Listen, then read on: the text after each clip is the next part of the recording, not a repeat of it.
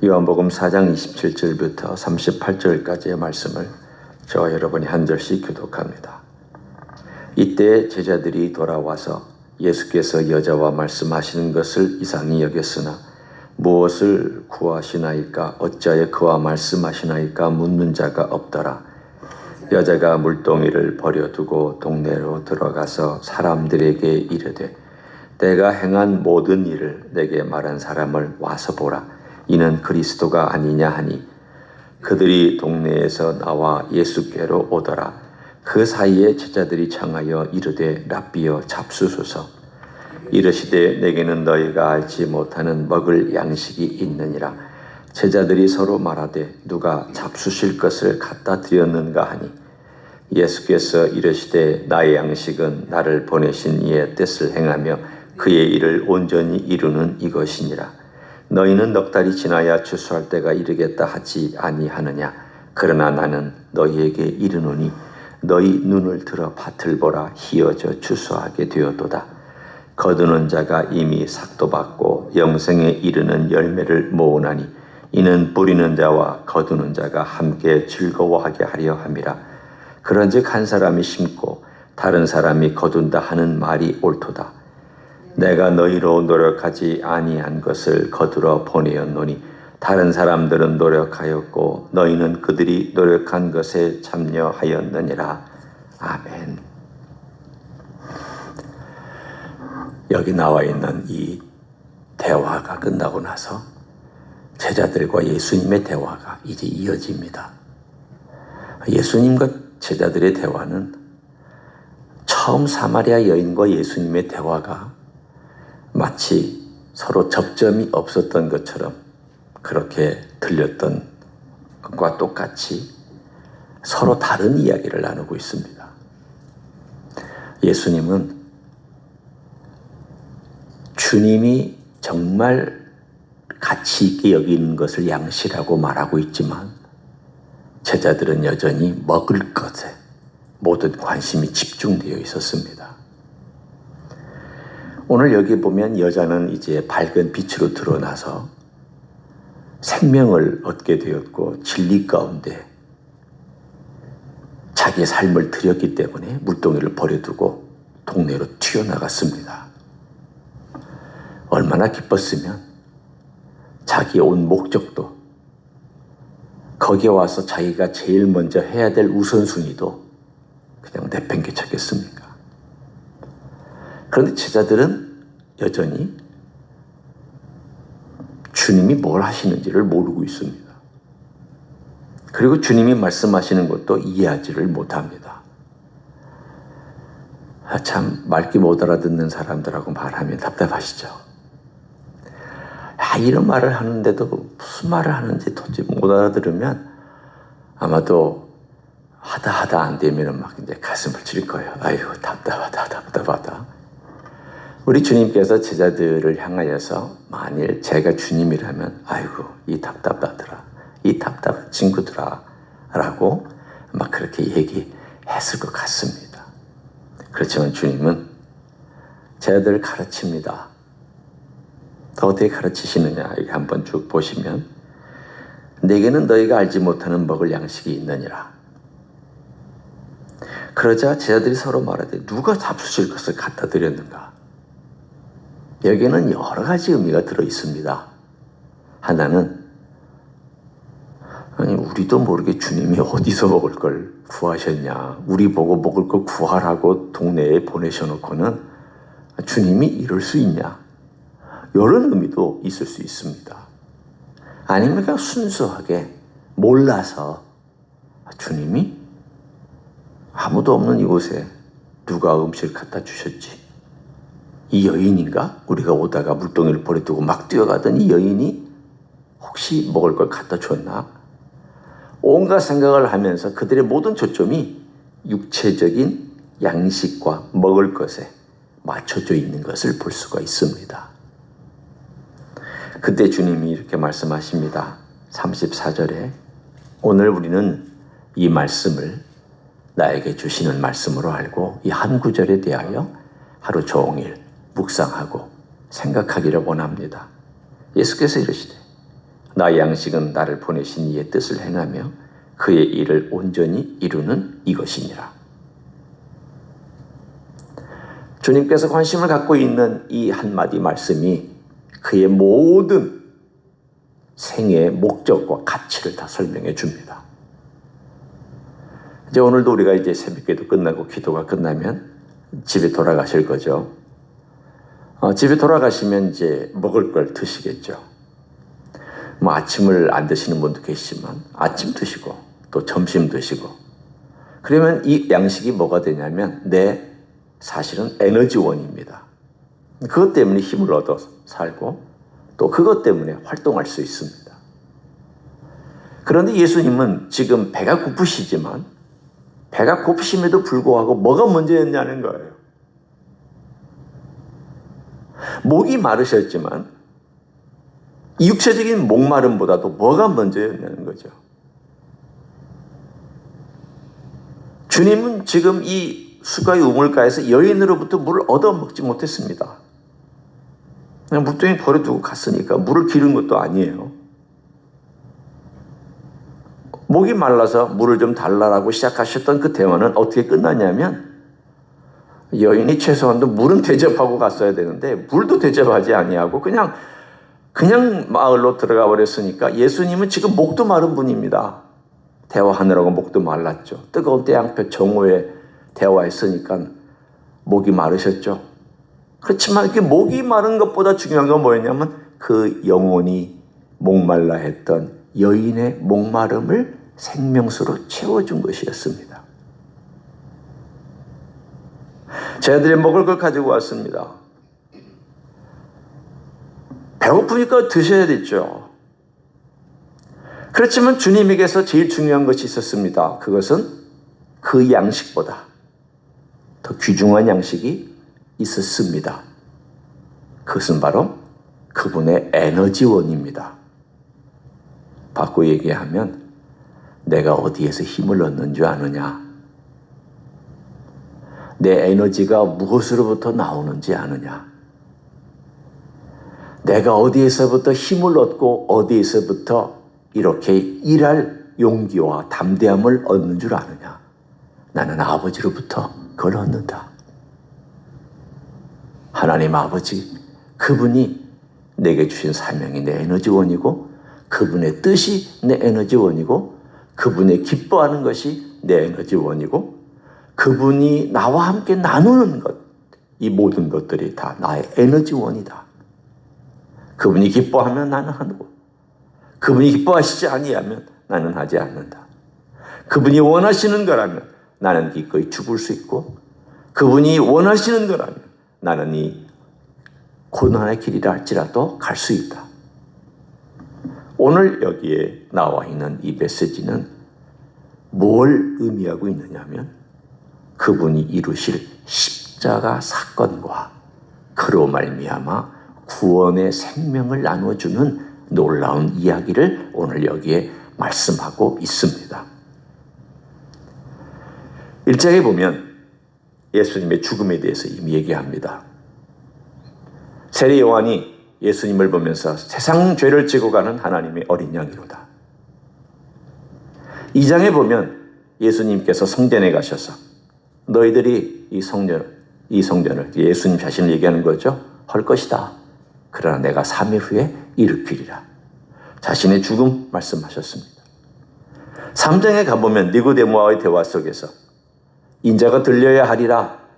모세가 뱀을 든 것처럼 인자가 들려야 하리라. 이미 죽음을 말씀하셨습니다. 4장에 와서 나의 양식은 나를 보내신 이의 뜻을 행하며 그 일을 온전히 이루는 이것이니라.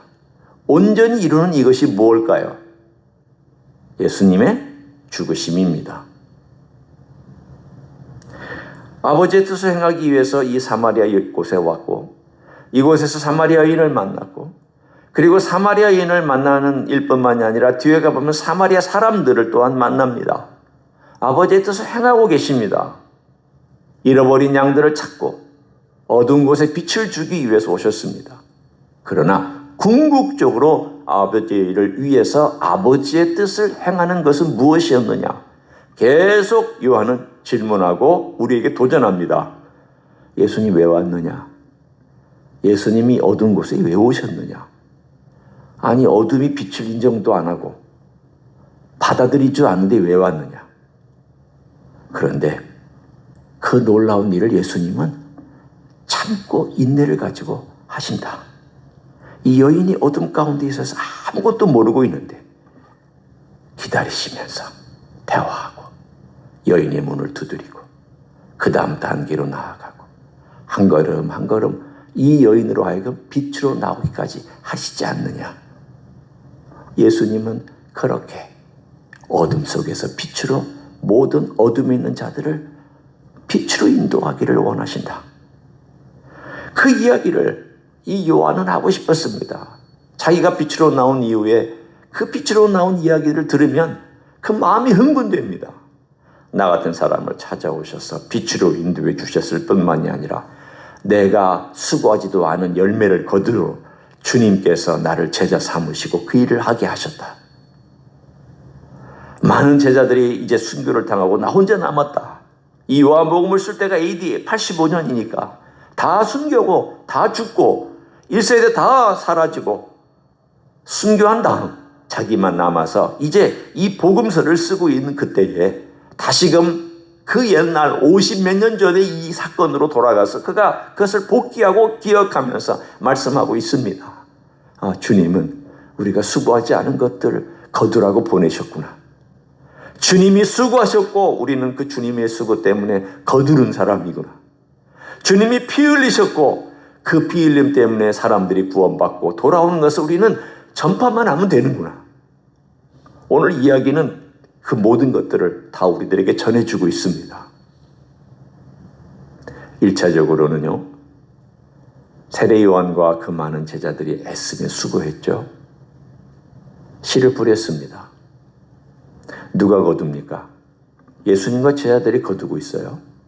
지금 제가 그 순서대로 말하는 겁니다. 예수님께서 씨를 뿌리셨습니다. 누가 거뒀냐면 제자들이 거뒀습니다. 십자가 위에서 예수님은 자신의 피를 뿌려서 우리를 위해서 구원의 길을 열어주셨죠. 그러면 그것의 열매를 누가 거두느냐? 제자들이 거뒀습니다. 그 제자들이 또 씨를 뿌렸습니다. 그 열매를 누가 거뒀느냐? 그 다음 세대가 또 거뒀습니다. 여러분이 예수 믿게 된 것이 누구 때문이냐? 여러분의 결정뿐만은 아닙니다. 누군가가 나를 위해서 기도했고, 누군가가 나를 위해서 복음 전했고, 누군가가 나를 위해서 애쓰고 수고했고, 누군가가 했습니다. 어떨 때는 아무도 모르는 사람이 나를 위해서 기도해 줄 수도 있어요. 지금도 마찬가지예요. 내가 내 신앙을 어떻게 유지하고 있나. 또 한편으로는 내가 목사로서 어떻게 여기까지 올 수 있었나. 제가 그것을 정말 은혜롭게 여겼던 것은 제가 17년 전에 한국에서 목회하면서 아팠을 때 이 아팠다고 하는 것들을 이제 사람들이 알게 되니까 뭐 이런저런 사람들이 이렇게 해서 이분이 이렇게 아프다는 얘기가 나오니까 참 많은 분들이 기도해 줬습니다. 그 기도가 저는 상상도 못하는 곳에서부터 이렇게 기도해 준다는 이야기를 들으면서 이분이 어떻게 이렇게 알게 됐을까? 전혀 알지도 못하고 전혀 저하고 상관이 없는 분도 목사님을 위해서 기도하고 있습니다. 얼마나 감사한지 몰라요. 이 모든 기도가 쌓여서 지금의 제가 있는 거죠. 우리 모두에게 있어서는 누군가가 뿌려줬기 때문에 누군가는 거두는 거고 누군가는 양육했기 때문에 그 양육의 결과로 열매를 맺게 된 거죠. 내가 모든 걸 다 했다. 그런 일은 없습니다. 내가 심지어 어떤 사람을 전도해서 그 사람을 믿게 된 것도 어쩌면 누군가가 그 전에 이미 전도를 하다가 복음이 들어간 그것을 내가 때가 되어서 거두게 된 것뿐일 수 있습니다. 주님 말씀합니다. 그러나 뿌리는 자와 거두는 자가 다 기뻐하는 것이다. 주님은 그 일을 위해서 오셨습니다. 이 땅에 주님께서 그 사명 때문에 목마름도 참으시고 배고픔도 참으시고 그리고 수치와 모멸은 더더군다나 참으시고 이 모든 것들을 참으시고 예수님은 자신의 길을 가셨고 먹을 양식보다 그리고 이 땅에 있는 만족보다 우리 하나님 아버지로 만족하는 삶을 살기로 작정하고 그것을 사명으로 알고 사셨습니다. 이제 이 부분에 한번 우리의 이야기를 집어넣어 보기를 원합니다. 여러분의 양식은 무엇입니까? 여러분이 제일 맛있게 먹는 양식이 뭡니까? 이 양식을 먹고 나면은 정말 든든한, 내 영혼이 든든하고 내 마음도 든든하고 삶의 의미도 있고 살 가치도 있고 힘도 나고 야 이거는 정말 내가 반드시 해야 되고 이거는 또 주님이 하라고 하시는 그것, 그 양식이 무엇입니까? 사람마다 다를 수 있죠. 그렇지만 반드시 있습니다. 내가 예수를 믿는 사람이라면 반드시 있습니다. 만약 그것이 없다면 다시 한번 우리는 점검해 봐야죠. 내가 예수 믿는 사람인지 아닌지 점검해 봐야 됩니다. 그러나 예수 믿는 사람이라면 예수님을 갈망하는 게 내 양식일까? 그렇죠. 그럴 수 있습니다. 정말 내가 예수님을 갈망하고 목말라 하고 그분이 나를 채워줬으면 좋겠다. 예수님은 나의 양식이시다. 그럴 수 있습니다. 두 번째는 정말 예수님의 말씀을 양식으로 그 말씀을 듣기 원해서 갈망하고 또 갈망하는 그런 마음이 있는가? 그러면 예수님의 말씀이 여러분의 양식입니다.